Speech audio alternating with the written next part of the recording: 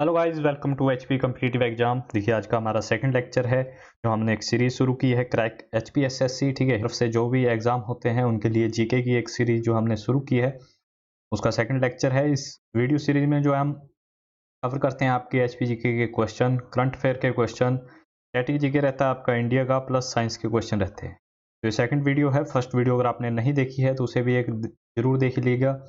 ठीक है, मैंने एक प्लेलिस्ट बना रखी है क्रैक एसएससी करके, जिसका लिंक डिस्क्रिप्शन में दे दूंगा। वहाँ पे जाके आप जो है फर्स्ट वीडियो देख लीजिएगा। तो चलते हैं इस वीडियो की तरफ। देखिए, इसकी पीडीएफ और फर्स्ट जो हमारी वीडियो आई थी उसकी पीडीएफ, दोनों की पीडीएफ जो है मैं टेलीग्राम ग्रुप में डाल दूंगा। तो चलते हैं फर्स्ट क्वेश्चन की तरफ। फर्स्ट क्वेश्चन क्या है हमारा, रिवाल्सर झील किस जिले में स्थित है। ठीक है, और ये वीडियो हमारी रात को 8 बजे आती है। डेली जो हमारा लेक्चर रहेगा वो 8 बजे रहेगा शाम को। तो रिवाल्सर लेक जो है लोकेटेड कहाँ पे है, कौन सी डिस्ट्रिक्ट के अंदर है, ये मंडी के अंदर लोकेटेड है। ऑप्शन ए यहाँ पे सही आंसर हो जाता है हमारा। बौद्ध लोग जो है, जो बौद्धिस्ट है, वो जो है इसे, इसका अन्य नाम एक और रखा है इन्होंने। ठीक है, वो किस नाम से इसे जानते हैं, तो पद्माचन के नाम से इसे जानते हैं। ठीक है, पद्माचन के नाम से जो है बहुत लोग इसे जानते हैं। यहाँ पे एक मेला होता है, काफी फेमस मेला, छेसु मेला। कौन सा मेला होता है, छेसु मेला होता है पद्म संभव के जन्मदिन के ऊपर। ठीक है, पद्म संभव कौन थे, तो ये बौद्ध गुरु थे एक। ठीक है, और वहीं पे अगर हम बात करें तो यहाँ पे हिंदुओं की आस्था का केंद्र है, आपके सिख जो है उनकी आस्था का केंद्र है, और बौद्धों की आस्था का केंद्र है। हिंदुओं के लिए मंदिर है, सिखों के लिए यहाँ पे एक गुरुद्वारा है, और बौद्धों का जो है यहाँ पे पद्म संभव की मूर्ति है। अगर यहाँ की बात करें इस जो लेक है इसकी हाइट की, तो 360 मीटर जो है इसकी हाइट है समुद्र तल से। ठीक है, सी लेवल से इसकी हाइट जो है वो है 1360 किलोमीटर। अभी मैंने आपको पद्म संभव की मूर्ति के बारे में बताया, तो उसके बारे में जानिएगा। उस मूर्ति को जो है उसका उद्घाटन किसने किया था, तो दलाई लामा ने उसका उद्घाटन किया था। किस वर्ष किया था, ठीक है, तो 1 अप्रैल 2012 को, 1 अप्रैल 2012 को पद्म संभव की मूर्ति का उद्घाटन किसने किया था, दलाई लामा ने किया था। मूर्ति की हाइट कितनी है, ठीक है, मूर्ति की जो हाइट है वो है 123 फीट। मूर्ति की कितनी हाइट है, 123 फीट है। नेक्स्ट क्वेश्चन देखिएगा। नेक्स्ट क्वेश्चन है, निम्न में से कौन सी झील प्राकृतिक नहीं है। ठीक है, नॉट अ नेचुरल लेक। मेरा जो है अगले आगे से यही क्वेश्चन रहेगी। क्वेश्चन जो है बाइलिंगुअल रखूँ, मैं हिंदी में भी रखूँ और इंग्लिश में भी रखूँ, क्योंकि जो इंग्लिश वाले बच्चे हैं उनको थोड़ी डिफिकल्टी हो रही है। तो आगे से क्वेश्चन इंग्लिश में भी आएंगे, तो आज का जो लेक्चर है वो हिंदी में देख लीजिएगा। निम्न में से कौन सी झील यानी लेक जो है वो नेचुरल नहीं है, तो आपकी रेणुका जो है वो नेचुरल है, रिवाल्सर नेचुरल है, खजियार नेचुरल है। ठीक है, पंडोह जो है वो मैन मेड लेक है, तो ये पंडोह यहाँ पे हमारा करेक्ट आंसर हो जाता है। पंडोह लेक लोकेटेड कौन सी डिस्ट्रिक्ट के अंदर है, तो मंडी के अंदर लोकेटेड है। ठीक है, और इसकी जो लेंथ है वो कितनी है, तो 14 किलोमीटर इसकी लेंथ है टोटल। कौन सी रिवर के ऊपर है, एग्जामिनर आपसे पूछ ले कि पंडोह लेक कौन सी रिवर के ऊपर है, तो ये बनी है आपकी व्यास नदी के ऊपर, व्यास रिवर के ऊपर है। वहीं पर रेणुका की बात करें तो रेणुका काफ़ी इंपॉर्टेंट हो जाती है आपके एग्जाम और पॉइंट ऑफ व्यू से। क्यों, क्योंकि ये हिमाचल की सबसे बड़ी नेचुरल लेक है। लोकेटेड है कहाँ पे, सिरमौर के अंदर। सिरमौर जो हमारी डिस्ट्रिक्ट है उसके अंदर लोकेटेड है रेणुका झील। ठीक है, और यहीं पे एक रेणुका मेला मनाया जाता है, रेणुका फेयर। ठीक है, कौन से डिस्ट्रिक्ट में, सिरमौर में। एक रामसर आर्द्र भूमि होती है, रामसर वेटलैंड होती है एक। ठीक है, रामसर वेटलैंड। तो ये जो लेक है आपकी, रामसर वेटलैंड में भी ऐड की जा चुकी है। किस वर्ष की थी, तो 2005 में। ठीक है, इस झील को रामसर आर्द्र भूमि यानी रामसर वेटलैंड में ऐड किया गया था 2005 में, तो ये भी आपको याद करना है। वहीं पर खजियार की बात करें तो खजियार लेक कहाँ पे है, ये है चंबा के अंदर। नेक्स्ट देखते हैं हम। नेक्स्ट है, कुल्लू का कसौल किसके लिए प्रसिद्ध है। ठीक है, कुल्लू में कसौल जो जगह है वो क्यों फेमस है, इसके लिए फेमस है, ये है आपकी गर्म पानी के झरनों के लिए फेमस। ऑप्शन सेकंड हमारा यहाँ पे करेक्ट आंसर हो जाता है। कुल्लू में जो है बहुत सारे झरने हैं। ठीक है, बहुत सारे वाटरफॉल है, जिनमें से आपका मणिकर्ण हो गया, खीर गंगा हो गया, मणिकर्ण हो गया, खीर गंगा हो गया। ठीक है, वहीं पे आपका वशिष्ठ हो गया, जो कि वन ऑफ द फेवरेट है एग्जामिनर का, इसे जरूर पूछता है एग्जामिनर। वहीं पे रहला झरना हो गया। ठीक है, ये सारे कहाँ पे, कुल्लू के अंदर लोकेटेड है, और सभी गर्म पानी के झरने हैं। एक ट्रिक याद कीजिएगा, कुल्लू के जितने भी झरने होंगे वो गर्म पानी के झरने होंगे। देखिए, मोस्ट ऑफ द जो भी यहाँ के वाटरफॉल है वो कौन से है, हॉट वाटरफॉल है। हिमाचल का सबसे ऊंचा वाटरफॉल कौन सा है? ठीक है, सबसे हाइट पे, इसकी हाइट सबसे ज़्यादा है तो वो है चैडविक। ठीक है, चैडविक वाटरफॉल कहाँ पे लोकेटेड है? तो शिमला के अंदर लोकेटेड। और भारत का, तो भारत का है जोग फॉल।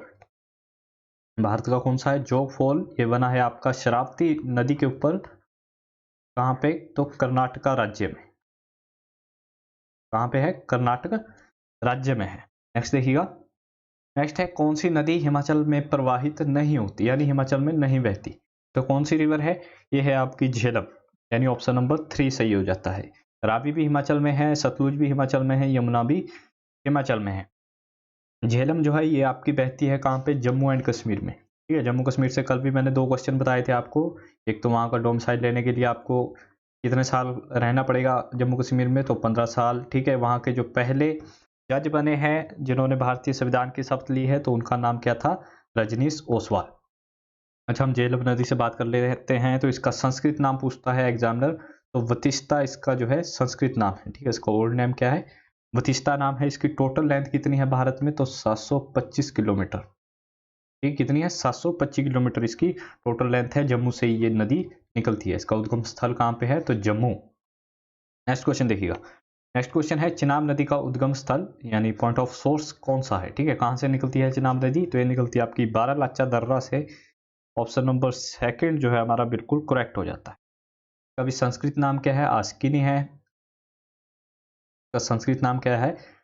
आस्किनी है। वहीं पे अगर हम बात करें, चिनाब नदी जो है ये सिंधु नदी में मिलती है, लेकिन सिंधु नदी में मिलने से पहले इसका पानी जो है वो दिया जाता है पाकिस्तान को। चिनाब नदी सिंधु नदी में मिलती है, लेकिन उससे मिलने से पहले इसका पाकिस्तान को जो है इसका पानी दिया जाता है। क्यों दिया जाता है? क्योंकि सिंधु जल समझौता हुआ था भारत और पाकिस्तान के बीच। ठीक है, सिंधु जल समझौता कब हुआ था? सिंधु जल समझौता, ठीक है, पीछे जनवरी फरवरी में काफी चर्चा में रहा था ये, जब भारत ने कहा था कि हम इस समझौते को तोड़ देंगे, पानी जो है हम रोक देंगे। तो सिंधु जल समझौता कब हुआ था? 1960 1960 में हुआ था सिंधु जल समझौता। ठीक है, उस समय हमारे प्रधानमंत्री थे जवाहरलाल नेहरू। जवाहरलाल नेहरू जवाहरलाल नेहरू प्लस पाकिस्तान की तरफ से थे अयूब खान। ठीक है, इन दोनों के बीच में हुआ था ये समझौता, सिंधु जल समझौता 1960 में। चिनाब नदी का पानी जो है दिया जाता है इसमें पाकिस्तान को। ठीक है, 3 नदियों का पानी दिया जाता है पाकिस्तान को। अगर चिनाब नदी की बात करूं तो चिनाब नदी किन 2 नदियों के संगम से बनती है? तो चंद्रा प्लस भागा। चंद्रा प्लस भागा, ये 2 रिवर है, इनका मिलन होता है कहाँ पे? तांडी में। तांडी है आपका लाहौल स्पीति में, यहाँ पे इनका मिलन होता है। उसके बाद बनती है आपकी चिनाब नदी। ठीक है, मेरी राइटिंग तो थोड़ा ध्यान मत दीजिएगा राइटिंग की तरफ, राइटिंग थोड़ी बेकार है। तो चंद्रा प्लस भागा 2 नदियों का संगम होता है कहाँ पे? तांडी में, और जिसके बाद ये बनती है चिनाब नदी। ठीक है, और सिंधु जल समझौता हुआ था कब? 1960 में, 1960 में, 19 सितंबर, डेट भी याद कर लीजिएगा, 19 सितंबर 1960 में हुआ। नेक्स्ट देखिएगा, हिमाचल प्रदेश का सबसे बड़ा हिमनद, हिमनद बोलते हैं आपका ग्लेशियर को, कौन सा है? ठीक है, तो सबसे बड़ा ग्लेशियर कौन सा है हिमाचल का? यह है बड़ा शिकड़ी ग्लेशियर। ऑप्शन नंबर सेकंड हमारा बिल्कुल करेक्ट हो जाता है। इसकी अगर मैं लेंथ की बात करूं तो इसकी लेंथ है आपकी 3950 मीटर से लेके 4570 मीटर तक। ये जो लेंथ है, हाइट है सॉरी, इसकी ये वेरी करती रहती है। ठीक है, इसकी जो हाइट है वो वेरी करती रहती है। जब भी गर्मियों का सीजन होगा तो ग्लेशियर की हाइट कम होगी, जैसे ही बर्फबारी का सीजन आ जाएगा तो हाइट बढ़ जाएगी। ठीक है, जैसे बर्फ पिघलती है तो हाइट कम हो जाती है ग्लेशियर की। तो 3950 और 4570 के बीच में अगर कोई ऑप्शन आपको एग्जाम में मिलता है तो आप उस पर टिक लगा सकते हैं। और चिनाब नदी को पानी देता है ये बड़ा शिगड़ी ग्लेशियर। ठीक है, नेक्स्ट देखते हैं हम, थैंक्स मॉम वृक्षारोपण अभियान किस राज्य ने शुरू किया? ठीक है, एक जो है अभियान है, इनिशिएटिव है, ये कौन से राज्य ने, स्टेट गवर्नमेंट ने शुरू किया? इसका नाम है थैंक्स मॉम। तो ये जो अभियान है ये शुरू किया है आपका मध्य प्रदेश गवर्नमेंट ने। ठीक है, पेड़ों से लगाने के लिए है ये थैंक्स मॉम अभियान, मध्य प्रदेश सरकार ने इसे शुरू किया है। मध्य प्रदेश की राजधानी क्या है? तो भोपाल है। यहाँ की कैपिटल क्या है? भोपाल है। अभी करंट टाइम में यहाँ के जो चीफ मिनिस्टर है यानी मुख्यमंत्री है वो कौन है? शिवराज सिंह चौहान। शिवराज सिंह चौहान जो है यहाँ के मुख्यमंत्री है। और वहीं पे अगर हम बात करें, यहाँ पे जो है एक डांस फॉर्म है जो एग्जामिनर पूछता है, मांच।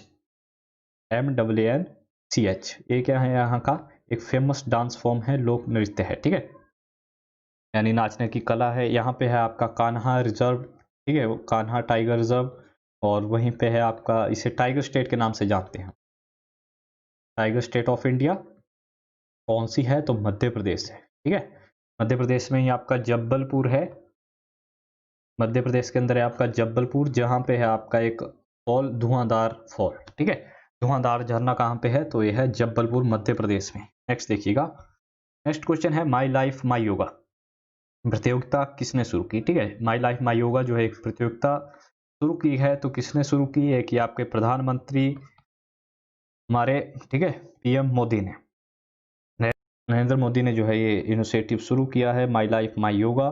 तो योगा डे हम कब मनाते हैं, 21 जून को, 21 जून को हम मनाते हैं इंटरनेशनल योगा डे। अच्छा, एक क्वेश्चन मेरा आपसे है, कमेंट बॉक्स में बताइएगा इस बार हमने कौन से नंबर का योगा दिवस मनाया, ठीक है, कौन से नंबर का योगा दिवस मनाया इस बार। तो नेक्स्ट क्वेश्चन है, बहुत इंपॉर्टेंट हो जाता है, इसे लिख लीजिएगा। ईरान ने अपनी मुद्रा जो है रियाल से बदलकर क्या कर दी है, ठीक है। ईरान जो देश है उसने अपनी मुद्रा जो है, वहाँ की जो करेंसी है उसे चेंज कर दिया है। पहले उसकी करेंसी थी, ओल्ड जो उसकी करेंसी थी वो थी रियाल, अभी उसने नई करेंसी जारी की है, उसका नाम है तोमान। ऑप्शन नंबर सेकंड बिल्कुल सही आंसर हो जाता है हमारा। वहीं पे अगर मैं बात करूं ऑप्शन से, तो पर्सिया, पर्सिया जो है ओल्ड नेम था आपका ईरान का, ठीक है, ईरान का पुराना नाम क्या था, पर्सिया था। वहीं पे तेहरान की बात करें तो तेहरान यहाँ की कैपिटल है।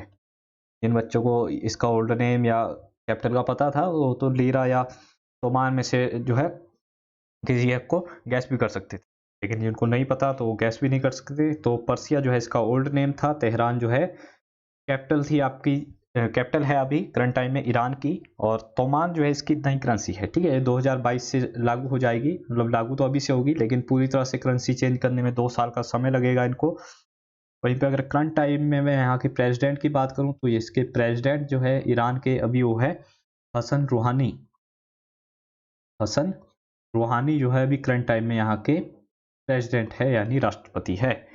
और आपने न्यूज़ में सुना होगा एक सुलेमानी करके यहाँ के कमांडर थे, ईरान के कमांडर, ठीक है, कुसैम सुलेमानी करके कुछ उनका नाम था, सुलेमानी, ठीक है, उनको जो है उनका जो है मर्डर कर दिया गया था, हत्या कर दी गई थी, ठीक है। अमेरिका ने उसे अपने उसमें लिया था कि हाँ इस हत्या को जो है हमने किया है, इनका मर्डर हमने किया है, मारा गया था। तो क्वेश्चन आया था एग्जाम में कि किस एयरपोर्ट पे मारा गया था, ठीक है, किस एयरपोर्ट पे मारा गया था सुलेमानी, तो ये मारा गया था आपका बगदाद एयरपोर्ट। कहाँ पे, बगदाद एयरपोर्ट। यूएसए और ईरान के बीच में युद्ध की स्थिति उत्पन्न हो रही थी, अमेरिका ने ऐसा कहा था कि हमारे बीच में युद्ध की स्थिति उत्पन्न ना हो इसकी वजह से, इसलिए हमने इसे मारा है। तो उन्होंने जिम्मेवारी ली थी कि हमने मारा है, और कहाँ पे मारा गया, ठीक है, तो बगदाद एयरपोर्ट आपको याद करना। अच्छा, बगदाद एयरपोर्ट है कहाँ पे, तो ये इराक के अंदर है, बगदाद एयरपोर्ट है आपका इराक के अंदर। क्वेश्चन आया है एग्जाम में, ठीक है, एयरपोर्ट पूछा था उसने कि कौन से एयरपोर्ट पे है, तो बगदाद एयरपोर्ट पे मारा गया था। नेक्स्ट क्वेश्चन देखिएगा, साई, साई स्टैंड करता है आपका स्पोर्ट्स अथॉरिटी ऑफ इंडिया के महानिदेशक का कार्यकाल 2 वर्ष के लिए बढ़ा दिया गया, तो उनका नाम बताइए, ठीक है, उनका नाम क्या है, उनका कार्यकाल जो उनका टेन्योर था वो 2 साल के लिए बढ़ा दिया गया। इनका नाम है संदीप प्रधान, यानी ऑप्शन नंबर सी हमारा करेक्ट हो जाता है। अच्छा, साई जो है मैंने अभी इसकी फुल फॉर्म आपको बताई, स्पोर्ट्स अथॉरिटी ऑफ इंडिया, कब बना था, तो 1982 में, ठीक है, भारत के जो खेल मंत्रालय है उसके अधीन आता है ये। स्पोर्ट्स मिनिस्टर कौन है अभी करंट टाइम में, तो स्पोर्ट्स मिनिस्टर है आपके किरेन रिजिजू। स्पोर्ट्स मिनिस्टर कौन है, किरेन रिजिजू है भारत के। नेक्स्ट देखिएगा, किस देश में 1100 साल पुराना शिवलिंग खोजा गया, कौन सी कंट्री में जो है 1100 साल पुराना शिवलिंग खोजा गया, तो ये कंट्री है आपकी Vietnam, option number D correct हो जाता है यहाँ पे। ये जो है एक बौद्धिस्ट देश है, यहाँ की 90% जो जनता है वो बौद्ध है, ठीक है। और यहाँ के अगर हम पीएम की बात करूँ तो पीएम है यहाँ का जूंग, मेरे को सिर्फ सरनेम याद है, ठीक है, पूरा नाम नहीं याद उसका, जूंग करके है, इसे आप देख लीजिएगा। यहाँ के जो प्राइम मिनिस्टर है उनका सरनेम है जूंग। और कैपिटल की बात करें तो कैपिटल है हनोई, कैपिटल क्या है, हनोई यहाँ की कैपिटल है। वहीं पे अगर हम बात करें करेंसी की तो दोंग करके करेंसी है, वियतनामी दोंग यहाँ की करेंसी है।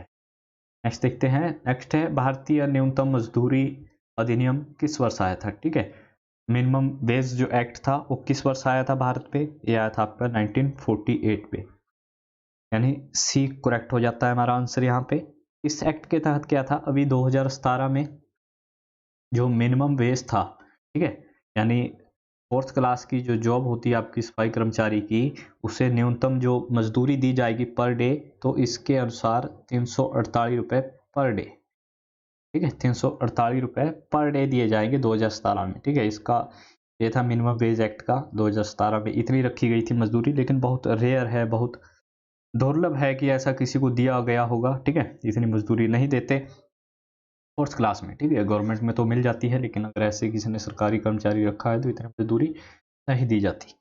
और ये जो आता है आपका ministry of labour and employment के अंदर आता है ये। तो minister of labour and employment कौन है आपके? संतोष गंगवार। संतोष गंगवार जो है आपके लेबर मिनिस्टर है आपके लेबर एंड एम्प्लॉयमेंट के। नेक्स्ट देखिएगा, मेक इन इंडिया का लोगो क्या है? एक जो अभियान शुरू किया गया था मेक इन इंडिया, ठीक है, कार्यक्रम शुरू किया गया था, इसका लोगो यानी इसका जो चिन्ह है वो क्या है? इसका चिन्ह है शेर। ऑप्शन नंबर बी सही हो जाता है यहाँ पे। अच्छा, मेक इन इंडिया आया कब था? ठीक है, लॉन्च किया था इसे प्रधानमंत्री नरेंद्र मोदी ने आपका 25 सितंबर 2014 को। 25 सितंबर 2014 को मेक इन इंडिया आया था, ठीक है। Ministry of commerce and industry के अंदर आता है, ठीक है। कौन सी मिनिस्ट्री के अंदर आता है? Ministry of commerce and industry. Next देखिएगा, नेक्स्ट है राज्य विधानसभा का गठन अनुच्छेद के अंतर्गत किया जाता है, ठीक है। कौन से अनुच्छेद के अंतर्गत जो है आपकी राज्य की जो विधानसभा है उसका गठन किया जाता है? इसका गठन किया जाता है आपका अनुच्छेद 170 के तहत, यानी ऑप्शन नंबर सी करेक्ट हो जाता है हमारा। हमारी जो हिमाचल की विधानसभा है वो लोकेटेड है शिमला के अंदर। अभी करंट टाइम में सीटें कितनी हैं? तो 68 सीटें हैं, ठीक है। टोटल 68 सीटें हैं हमारी हिमाचल विधानसभा की। पूरे भारत में सबसे ज़्यादा सीटें किसकी है? तो यूपी की है। यूपी की कितनी सीटें हैं? 404 सीटें हैं विधानसभा की, ठीक है। यूपी के जो सीएम है वो है योगी आदित्यनाथ और गवर्नर है आनंदीबेन पटेल। नेक्स्ट देखते हैं, नेक्स्ट क्वेश्चन है, लोकसभा अध्यक्ष का चुनाव कौन करता है? यानी लोकसभा का जो स्पीकर होता है उसे इलेक्ट कौन करता है? तो स्पीकर को इलेक्ट करने की पावर होती है लोकसभा के सदस्यों के पास। ऑप्शन नंबर बी यहाँ पे करेक्ट आंसर हो जाता है हमारा। अभी करंट टाइम में हमारे लोकसभा स्पीकर है ओम बिरला। ओम बिरला जो है हमारे करंट टाइम पे लोकसभा स्पीकर है। कौन सी लोकसभा है? तो 17वीं लोकसभा है हमारी, सॉरी 17वीं, ठीक है। तो इनका जो निर्वाचन क्षेत्र है वो है कोटा राजस्थान। कोटा राजस्थान से है। पहले जो थे, पहले लोकसभा स्पीकर कौन थे? जीवी मावलंकर। जीवी मावलंकर जो थे वो पहले आपके लोकसभा स्पीकर थे। लोकसभा स्पीकर को जो है एक निर्णायक मत देने का अधिकार होता है, ठीक है, आपने पढ़ा होगा। उसे जो है एक वोट देने का अधिकार होता है, इक्वल वोट जिसे हम कहते हैं। इसका मतलब क्या होता है? जैसे कोई गवर्नमेंट बिल लेके आई तो उसके पक्ष में 50 वोट पड़े और विपक्ष में 50 वोट पड़े, यानी 50 एमपी कह रहे हैं कि हाँ ये बिल पास होना चाहिए, 50 एमपी कह रहे हैं नहीं ये पास नहीं होना चाहिए। तो इस सिचुएशन में जो है आपका लोकसभा का जो अध्यक्ष होता है, स्पीकर होता है, उसके पास ये पावर है कि वो अपना एक वोट दे सकता है, वो चाहे उसके पक्ष में दे चाहे विपक्ष में, ठीक है। चाहे बिल के पक्ष में दे कि हाँ बिल पास करा दे, या विपक्ष में दे कि बिल पास नहीं हो, ठीक है। और कोई बिल मनी बिल है या नहीं है, इसकी अध्यक्षता भी कौन करता है? तो लोकसभा अध्यक्ष करता है। तो नेक्स्ट देखते हैं अभी हम। अच्छा, इसके बीच में और देखते हैं, प्रोटेम स्पीकर आपने सुना होगा, प्रोटेम स्पीकर करके सुना होगा। जैसे अभी लोकसभा इलेक्शन हुए थे 17वीं लोकसभा के, तो उसके बीच में जब ओम बिरला नहीं थे तो एक हमारे प्रोटेम स्पीकर थे 17वीं लोकसभा के, उनका नाम था वीरेंद्र कुमार। उनका नाम क्या था? वीरेंद्र कुमार था। तो प्रोटेम स्पीकर क्या होता है? जैसे ही आपके इलेक्शन होंगे, जिस समय कार्यकाल खत्म हो जाएगा लोकसभा का, ठीक है, उससे लेके जब तक नई सरकार नहीं आती उसके बीच का जो समय होता है, उसके बीच में एक जारी किया जाता है प्रोटेम स्पीकर लोकसभा को संभालने के लिए, ठीक है। नेक्स्ट देखते हैं हम। नेक्स्ट है आपका, किस तापमान पर जल का घनत्व अधिक होता है? जल की जो डेंसिटी होती है किस टेम्परेचर पर सबसे ज़्यादा होती है? तो जो इसकी डेंसिटी होगी सबसे ज़्यादा वो होगी 4 डिग्री सेल्सियस पे। नमक डालकर भी जो जल की डेंसिटी है वो बढ़ जाती है। डेड सी के नाम आपने सुना होगा, मृत सागर। डेड सी में अगर आप सुसाइड भी करना चाहोगे तो भी आप सुसाइड इतना ही कर सकते, ठीक है, क्योंकि वहाँ की जो डेंसिटी है इतना ज़्यादा खारा पानी है, इतना ज़्यादा उसमें नमक है कि उसकी डेंसिटी बहुत ज़्यादा है। उसमें आप डूबना भी चाहो तो भी नहीं डूब सकते, आप तैरने लग जाओगे, ठीक है। तो डेड सी में जो है, डेड सी में क्यों नहीं मरते, क्योंकि उसकी डेंसिटी ज़्यादा है। नेक्स्ट देखिएगा, एक एचपी यानी अश्व शक्ति किसके बराबर होती है, ठीक है। एचपी को बोलते हैं हम हॉर्स पावर। आपने अक्सर देखा होगा घरों में जो मोटर होती है, मोटर यूज करते हैं हम, ठीक है, उसे हम कहते हैं 1 एचपी की है, 2 एचपी की है, तो उस कितने इक्वल होती है, उसकी जो कैपेसिटी है वो कितने इक्वल की है, तो यह 746 वॉट की, यानी ऑप्शन नंबर सी करेक्ट हो जाता है, ठीक है। वाट जो आपका यूनिट है किसका, पावर का, what is unit of power, तो 746 वॉट के बराबर होती है आपकी एक हॉर्स पावर। नेक्स्ट क्वेश्चन देखते हैं। नेक्स्ट क्वेश्चन है आपका अंतिम क्वेश्चन है आज का, काली मौत, ठीक है, ब्लैक डेथ के नाम से जो है किसे जाना जाता है, या ब्लैक डेथ किसे कहते हैं, तो ब्लैक डेथ कहते हैं आपके प्लेग को। ऑप्शन नंबर सी यहाँ पे सही आंसर हो जाता है। फैलती किससे है, तो चूहों से फैलती है, ठीक है, चूहों से ये बीमारी फैलती है, प्लेग। तो ये थे कुछ एक इंपॉर्टेंट क्वेश्चन, आई होप आपको अच्छे लगे होंगे। कमेंट जरूर कीजिएगा, अगर आपको वीडियो अच्छी लगी, ना लगी तब भी कमेंट कीजिएगा। अगर अच्छी लगी तो अच्छा है, और अगर ना लगी तो उसका कमेंट जरूर कीजिएगा, तो मैं और सुधार कर सकूँ, जो कमियां रह गई है इसमें, इस लेक्चर में, नेक्स्ट लेक्चर में वो कमियां पूरी कर सकें। अगर आपको इंग्लिश में भी चाहिए, बाईलैंग्वेज चाहिए, तो वो भी मैं पूरा करने की कोशिश करूँगा। तो आज के लिए बस इतना ही। So thank you for watching us, have a good day.